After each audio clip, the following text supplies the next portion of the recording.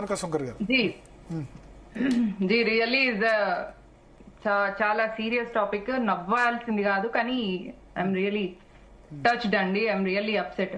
2014 నుంచి 2005 వరకు సివిలియన్స్ మీద జరిగిన terror attack one and only అది పహల్గామ్ లో జరిగింది. ఆర్మీ మీద బాలాకోట్ లో జరిగింది, పుల్వామాలో జరిగినాయి, కానీ ఎప్పుడు కూడా సివిలియన్స్ మీద జరగలే.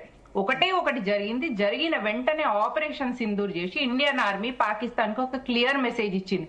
నెక్స్ట్ టెర్రర్ అటాక్ ఏదైనా భారతదేశంలో చేసినట్టయితే దాన్ని వార్ కింద కన్సిడర్ చేసేసి పాకిస్తాన్ ని భూమి మీద లేకుండా చేసేస్తామని చెప్పేసి క్లియర్ మెసేజ్ ఇండియన్ ఆర్మీ ఇచ్చింది. ఇండియన్ ఆర్మీకి అంత స్ట్రెంగ్త్ 2014 నుంచి మాత్రమే వచ్చింది.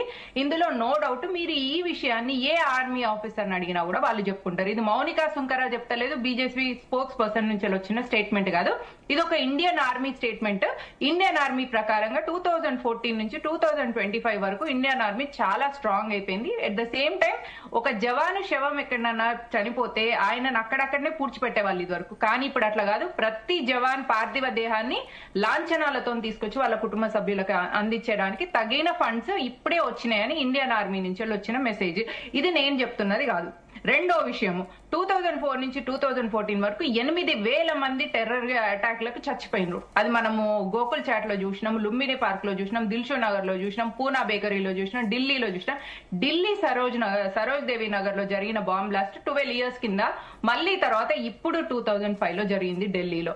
ఇది ఎందుకు చేస్తున్నారు అని అంటే, ఆపరేషన్ సింధూర్ తర్వాత ఇండియన్ ఆర్మీ క్లియర్ మెసేజ్ ఇచ్చింది. టెర్రర్ అటాక్ గానీ పాకిస్తాన్ నుంచి వచ్చినా, టెర్రరిస్టులు పాకిస్తాన్ నుంచి వచ్చినా కూడా అది వార్ కింద కన్సిడర్ అవుతుంది. అప్పుడు పాకిస్తాన్ భూమి మీద ఉండకుండా అవుతుంది. కాబట్టి హోమ్ గ్రౌండ్ టెర్రరిస్టులను తయారు చేసిండ్రు.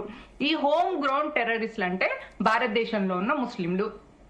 వీళ్ళందరినీ రిక్రూట్ చేయడం కోసం ఒక ప్రొటెస్ట్ చేసిన, ఆ ప్రొటెస్ట్ పేరు ఐ లవ్ మొహమ్మద్ అని. దాని మీద ర్యాలీగా వెళ్ళిన యువకులలో తెలివైన వాళ్ళను ఎన్నుకున్నారు. ఎందుకంటే ఇప్పుడు సోషల్ మీడియా ఇంత స్ట్రాంగ్ ఉన్న కారణంలో టిఫిన్ బాక్స్ బాంబులు అయితే నడవవు. కాబట్టి బయో వార్ చేయాలి. బయో వార్ చేయాలంటే ఎక్స్ప్లోజివ్స్ ని మనమే ఓన్ గా క్రియేట్ చేసుకోగలగాలి. దానికి తగిన ఇంటెలిజెన్స్ ఉండాలి. అంటే తెలివైన చదువుకున్న ముస్లిమే దీనికి అవసరమవుతారు. దీనిలో నేను ఒక స్టేట్మెంట్ చెప్పగలుగుతాను.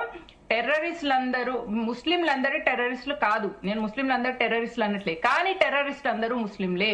ముస్లింలలో మంచి వాళ్ళు ఉంటారు, ముస్లింలలో చెడ్డ ముస్లింలు ఉంటారు.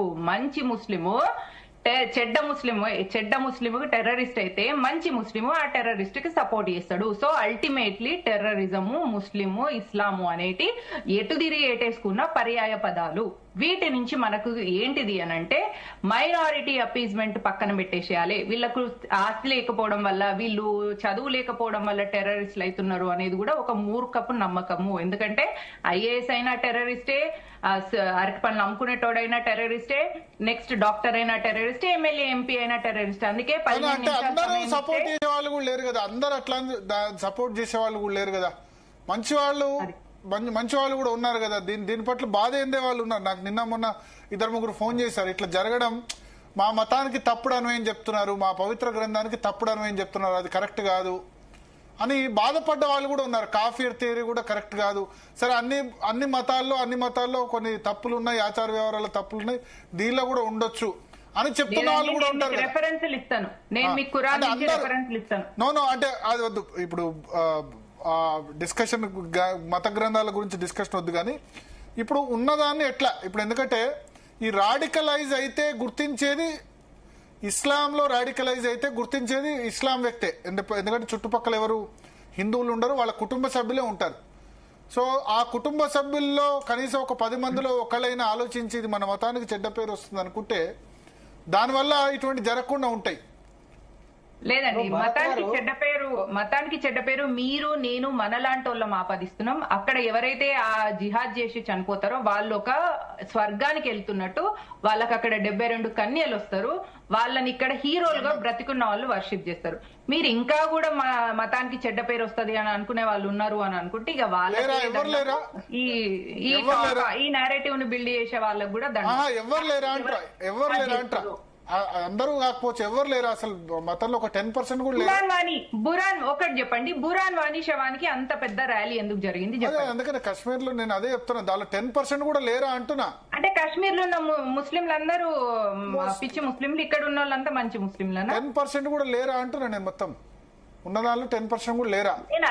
నేను అదే అండి, ఇప్పుడు పాలల్లో ఒక చుక్క విషమైంది, ఒక చుక్కే కదా అని వాడుకుంటామా? ఇది అంతే. మీకు అక్కడో ఇక్కడో ఎవరో ఒకరు ఉండొచ్చు. ఇప్పుడు దీనికి మరి సొల్యూషన్ ఏంది? ఇప్పుడు 20 కోట్ల మంది ఉన్నారు, దీనికి సొల్యూషనే లేదు. భారతదేశంలో 20 కోట్ల మంది ఉన్నారు. ఇండోనేషియా తర్వాత హైయెస్ట్ ముస్లిం పాపులేషన్ మన దగ్గర ఉంది. మీరు పాలలో విషయం దాన్ని దీన్ని కంపేర్ చేయడం కాదు. సొల్యూషన్ ఏంది? సొల్యూషన్ లేదండి. దీనికి మానవత్వం ఉన్నంత వరకు టెర్రరిజం ఉంటది ఒకటి. రెండో పాయింట్ ఏంటంటే ఇది ఓన్లీ మానవత్వం కాదు, మనుషులు ఉన్నంత వరకు టెర్రరిజం ఉంటది, అంతేనా? ఉంటది. నెక్స్ట్ ఇంకో పాయింట్ ఏంటంటే భారతదేశం మొత్తం ముస్లింలు అయిపోతే మరి అప్పుడు టెర్రరిజం ఉండదా అని మీరు అనుకుంటుండొచ్చు. అట్లా కూడా లేదు. అప్పుడు షియాలు సున్నీలు కొట్టుకుంటారు. షియాలు సున్నీలు కొట్టుకున్న తర్వాత ఒకరినొకరు కొట్టుకుంటారు. అల్టిమేట్లీ లాస్ట్ భూమి మీద ఒక చివరి వ్యక్తి బతుకున్నంత వరకు కూడా జిహాద్ అనేది నడుస్తుంది, టెర్రరిజం అనేది ఉంటది. వ్యాకరణం గారు చాలా సేపటి నుంచి అడుగుతున్నారు.